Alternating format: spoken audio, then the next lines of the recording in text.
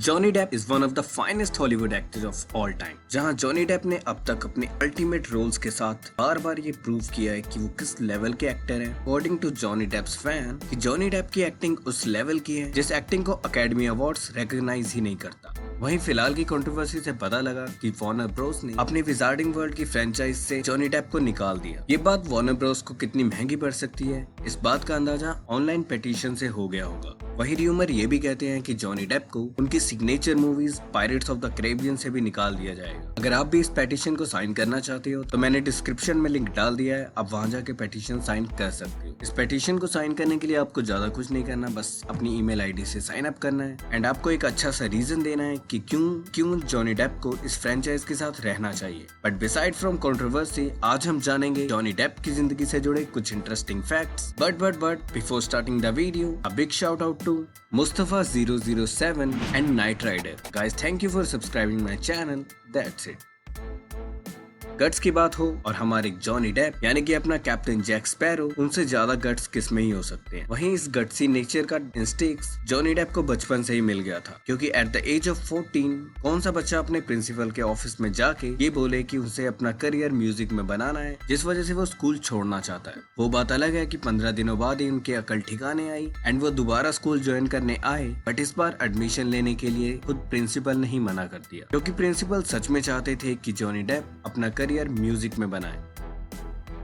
Nicolas Cage जो अपने आप में एक बहुत बड़े सुपरस्टार है, but during his early days Nicolas Cage Los Angeles पहुंचे। वहां उनकी मुलाकात जॉनी डेप से हुई। वैसे तो डेप का म्यूजिकल करियर काफी ठीक चल रहा था, बट स्टिल केज ने एडवाइस किया कि उन्हें अपनी म्यूजिक करियर की बजाय एक्टिंग की तरफ जाना चाहिए। वैसे उस वक्त जॉनी डेप ने इस बात पे गौर नहीं किया, बट आगे चलकर जब जॉनी डेप को अपना म्यूजिकल करियर थोड़ा हड़बड़ाता दिखा, जॉनी डेप को निकोलस केज की वो बात याद आई एंड आज जॉनी डेप जहाँ पर भी है उसमें बहुत बड़ा हाथ निकोलस केज का मानते हैं। यस, आज हमने जॉनी डेप की जितनी भी अच्छी परफॉर्मेंस देखी है thanks to Nicolas Cage.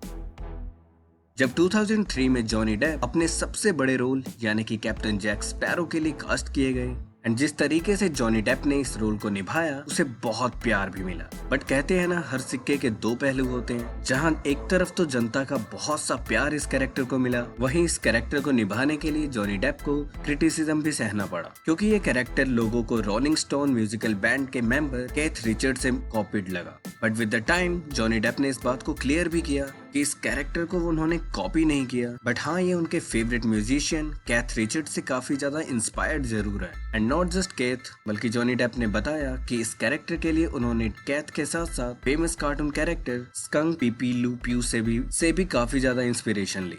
And with the time ये मूवी कब इतनी बड़ी फ्रेंचाइज बन गई इस बात का पता ही नहीं चला एंड इसने अपना एक ऐसा हार्डकोर फैन बेस बनाया जिसकी कोई लिमिट नहीं। एंड सिर्फ hardcore pirates of Caribbean fan को पता है कि केथ रिचर्ड ने किसी एक मूवी में अपना एक कैमियो भी दिया है। वो मूवी कौन सी है आप हमें कमेंट बॉक्स में जरूर बताना।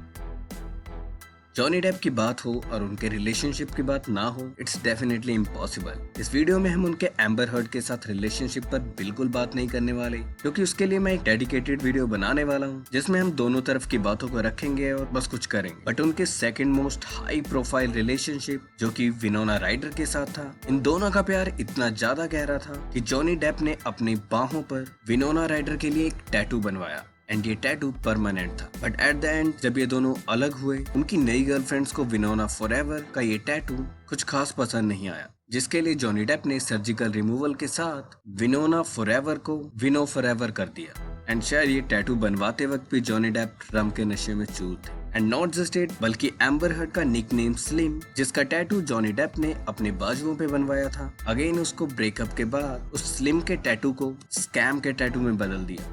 ये काफी क्रिएटिव था।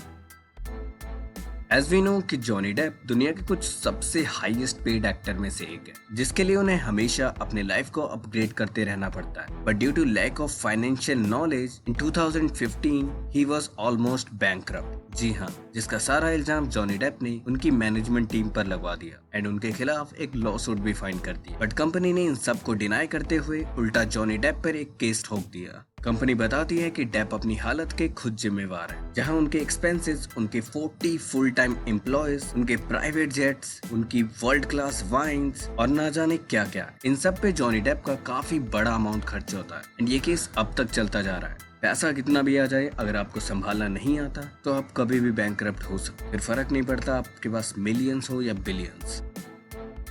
अगर आपने टू अंडरडॉग्स को व्हाट्स ईटिंग गिलबर्ट ग्रेप में नहीं देखा तो ट्रस्ट मी, आप काफी कुछ मिस कर रहे हो। Both Leonardo DiCaprio and Johnny Depp ने दिखाया कि हॉलीवुड को बहुत कुछ मिलने वाला है। ऑल्दो ये मूवी 1993 की है, at this time Johnny Depp कहीं ना कहीं एक मशहूर एक्टर थे। Just like anyone else, Leonardo DiCaprio भी जॉनी डेप के काफी बड़े वाले फैन थे। वहीं लियोनार्डो डिकैप्रियो अपने अंदर के फैन बॉय को छुपा नहीं पाए एंड मूवी के दौरान लियोनार्डो ने जॉनी डेप को सवाल पूछ कर काफी तंग कर दिया। एंड जॉनी एडमिटेड कि लियोनार्डो डिकैप्रियो की तरफ उनका बिहेवियर काफी खराब था, क्योंकि लियो के सवाल उन्हें टाइम के साथ काफी ज्यादा इरिटेट करने लगे थे। बट इसका मतलब ये नहीं था कि जॉनी डेप को उनके टैलेंट पे शक था। एंड जॉनी डेप ने उसी दौरान एक इंटरव्यू में बोला भी, ये लड़का आगे जाके हॉलीवुड का बहुत बड़ा स्टार बनने वाला है। आई थिंक जॉनी डेप एक एस्ट्रोलॉजर भी थे।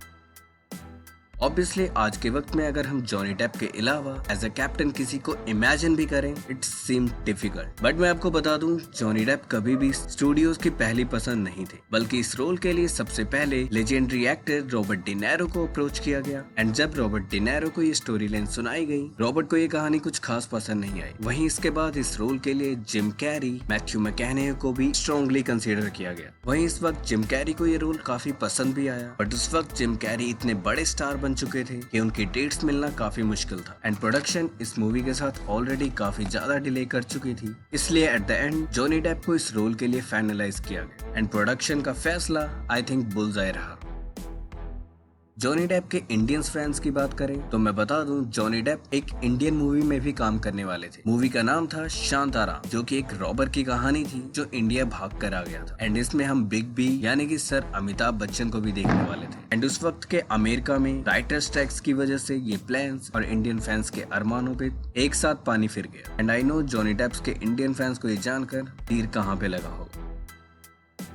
जॉनी डेप की मूवीज की बात करें तो पायरेट्स ऑफ कैरिबियन की series, Charlie and the Chocolates, Dark Shadow, Sweeney Todd, Sleepy Hollow, Public Enemies, City of Lies, the Ninth Gate, Dead Man, ये कुछ मेरी जॉनी डेप की कुछ सबसे फेवरेट मूवीज है, जो कि मुझे लगता है कि इन सब के लिए जॉनी डेप को ऑस्कर मिल जाना चाहिए था, या एटलीस्ट नॉमिनीज तो मिल ही सकता था। बट सरप्राइजिंगली इतनी वर्सेटैलिटी के साथ भी जॉनी डेप आज तक ऑस्कर नहीं जीत पाए। आई डोंट नो ऑस्कर की ज्यूरी कौन सी जड़ी बूटी फूंक कर अपने नॉमिनीज को चुनती है, बट ऑब्वियसली जॉनी डेप को हमारे प्यार के लिए किसी अवार्ड की जरूरत नहीं।